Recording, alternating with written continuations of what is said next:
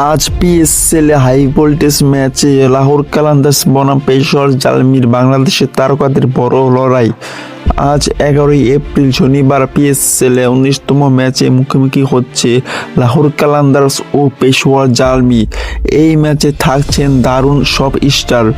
একদিকে লাহোরের হয়ে খেলবেন পারভেজ হোসেন ইমন ও মুস্তাফিজুর রহমান, অন্যদিকে জালমির হয়ে থাকছেন নাহিদ রানা ও শরীফুল ইসলাম। লাহোরের জন্য বড় সুখবর, ইনজুরি কাটিয়ে ফিরছেন পারভেজ ইমন এবং নিষেধাজ্ঞা শেষে দলে ফিরছেন ফখরুজ্জামান। মানে আজ লাহোরের ব্যাটিং আরও শক্তিশালী।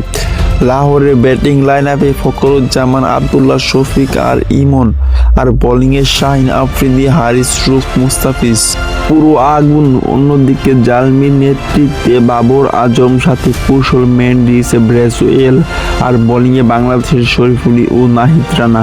গতি পরীক্ষা হবে আজ। তোমার প্রেডিকশন কমেন্টে জানাও, লাইক দাও, শেয়ার করো আর ফলো করে ভুলবে না। ওকে।